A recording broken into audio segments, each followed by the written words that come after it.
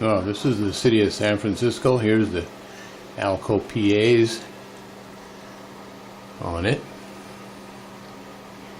Southern Pacific had the largest fleet of PAs. They were originally delivered in the daylight colors. When SP changed the paint scheme in 1959, well, the PAs were among the first locomotives to get the new gray and red. And right here on the corner is the baggage car to the city of SF. Following the baggage car is a RPO, Railway Post Office, and that's followed by the baggage dorm.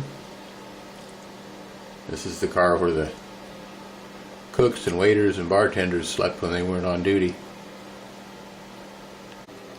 Following the baggage dorm was 4 coaches.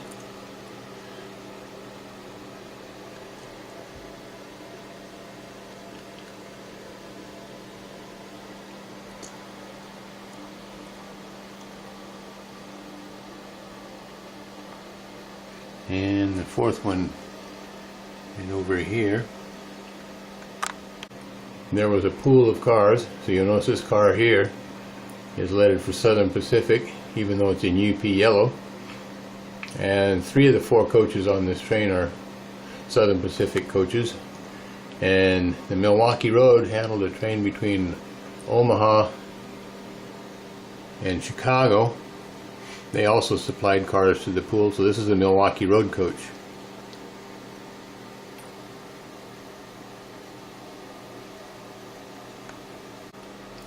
Union Pacific supplied basically the dining and lounge cars along with some of the Pullmans.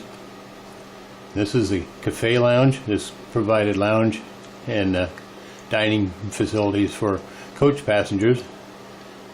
And that was followed by a 4800 series diner. The diner was also open to coach passengers who wanted a little more than what the cafe lounge had to offer. And on the other side of the tree here, this is the lounge for the Pullman passengers. This is one of the cars that Walthers did not make. This is a Train Station Products core kit with the Union Station Products car sides, IHC trucks, Palace Car Company interior, Merton and Pricer figures, and Bethlehem Car Works steps. So it's kind of a conglomeration, but it is an accurate car, and as I mentioned, Walthers did not make this car for some unknown reason. There were 4 Pullman cars on the end of the train. The first 2 behind the lounge were 442 Pullmans. They had 4 bedrooms, 4 compartments, and 2 drawing rooms. They were kind of the deluxe car of the train. And here's the other one right here. And we got a chain gang working alongside the road today too. The next Pullman was a 664 Pullman, had 6 roomettes, 6 sections, and 4 bedrooms. And this car, if you notice here, is also an SP car. The last car on the train is a 10 roomette, 6 bedroom Pullman, and Walthers didn't make a correct tail end car, so this is an old AHM that I've doctored up, put an interior in it, and it also is an SP car. And here's the rear of the 10-6, and it's just got a standard car on it, standard car end. The real train had a blunt-ended 10-6, and I can get a photo out of a book and we'll go that way to show the end of that car. This is a photo of the end car. This one has the diaphragm on it. This is a later photo of those cars. Originally the diaphragm was not there. And here's kind of an end view of it on the city of San Francisco. Well, this is Great Northern's secondary train, the Western Star. He ran between Chicago and Seattle, Portland. At Spokane, usually a coach and a Pullman were set out for forwarding on the SP&S to Portland. It's pulled by a 4-unit set of F units. Following the F units were a number of head-end cars, and this is varied. We have 2 baggage cars here, along with an RPO baggage.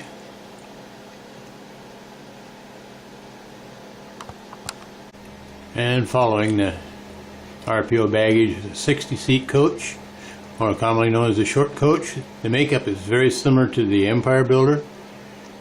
And then following the 60-seat coach, there was 3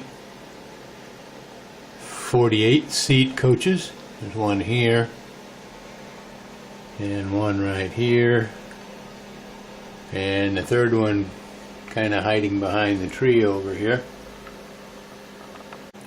Following the last coach is the dinette dormitory car. This provided lunch counter lounge space for the coach passengers, and also had the dormitory for the cooks, waiters, and bartenders when they were not on duty. And following the dinette dormitory was the dining car. This was generally used by Pullman passengers.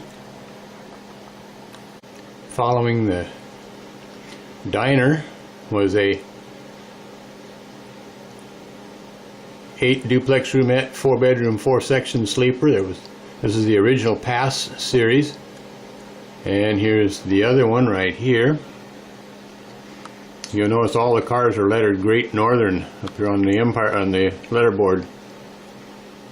If this was the Empire Builder, it would say Empire Builder up there.